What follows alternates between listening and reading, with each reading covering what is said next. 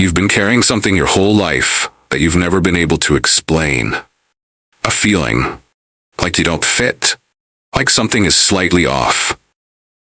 Like everyone else got the manual and you're improvising. You've been to the parties and felt alone in the middle of the room.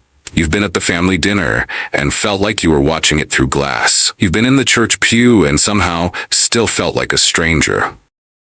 And for years, you've been asking yourself the wrong question. You've been asking, what's wrong with me? The Bible has a different question. What if nothing is wrong with you? What if everything that made you feel like an outsider was the evidence God chose you? Listen carefully.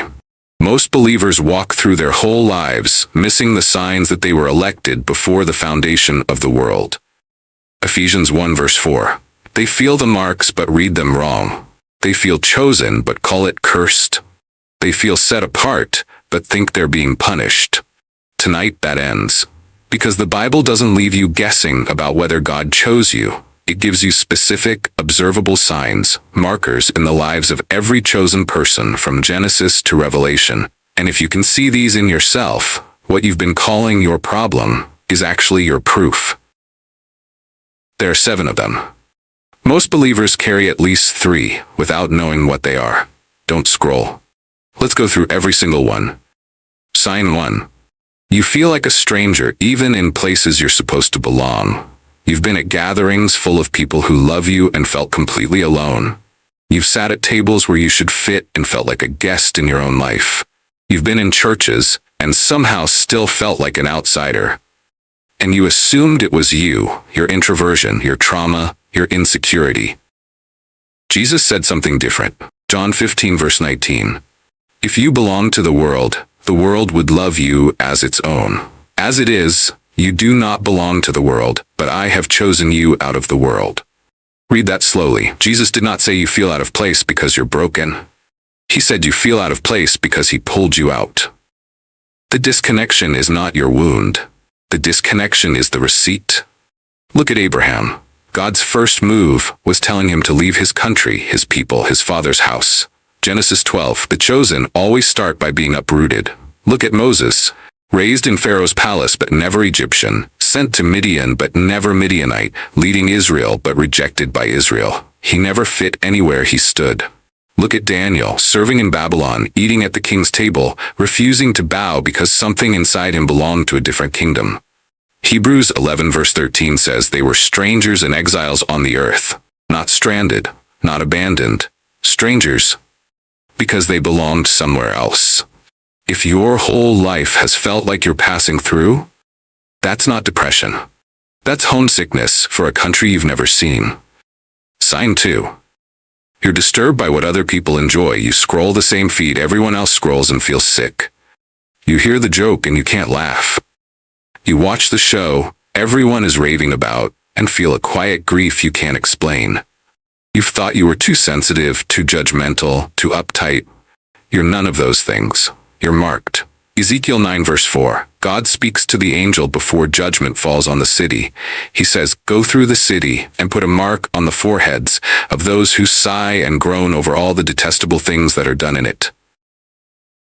And then God says, those marked ones are the only ones spared from what comes next.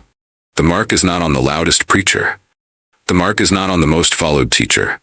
The mark is on the one who grieved when no one else did. On the one who couldn't make peace with what their generation called normal. Lot lived in Sodom. 2 Peter 2 verse 8 says his righteous soul was vexed day after day by what he saw and heard. He didn't preach a sermon, he didn't lead a protest, he just couldn't stop grieving. And God called that soul righteous. Here is the conviction. Most believers in this generation have made peace with what God hates. They scroll the same content, they consume the same entertainment. They laugh at the same jokes. They've trained themselves not to feel anything anymore. If you still feel, if your skin still crawls at what others celebrate, that is not weakness. That is the mark of Ezekiel 9. The world calls it being difficult. God calls it being spared. Sign 3. You hear God's voice in seasons when other people hear silence. 1 Samuel chapter 3. The very first verse tells you the spiritual climate. The word of the Lord was rare in those days. There were not many visions. God was quiet. Even the high priest Eli couldn't hear him anymore. The senior man in the temple, with all the credentials, with all the years of service, silent skies. And in that same chapter, God bypasses the priest and speaks to a child sleeping in the corner. Samuel. That is how chosenness works. God will speak to you in seasons when the loudest voices in the church are saying, "He's not speaking." He will give you clarity when others are in fog. He will whisper to you while the rest of the room hears nothing. Jesus said it directly, John 10 verse 27. My sheep listen to my voice. I know them and they follow me. But here's the part most miss. Samuel didn't recognize God's voice at first. He kept running to Eli, thinking it was the old man. He had to be taught to recognize the voice. The chosen do not arrive with perfect discernment. They develop it. Year after year, they get better at distinguishing God's voice from their own thoughts, from the enemy's whispers, from the noise of culture. Test yourself honestly right now. Can you distinguish God's voice today better than you could 5 years ago? Is your discernment sharper than it was a decade back? If yes, that's not personality development. That's election unfolding in real time. If the answer is no, you may not have been listening as long as you thought. Sign 4. People reject you without being able to explain why. This one wounds because you felt it and blamed yourself. Genesis 37 verse 4. When his brothers saw that their father loved him more than any of them, they hated him and could not speak a kind word to him. Joseph was 17. He had not done anything yet. He had not interpreted Pharaoh's dreams. He had not risen to power. They hated him before he became anything, because something on him provoked something in them. 1 Samuel 17. David walks onto the battlefield to ask why no one is fighting Goliath, and his oldest brother Eliab turns on him. I know how conceited you are and how wicked your heart is.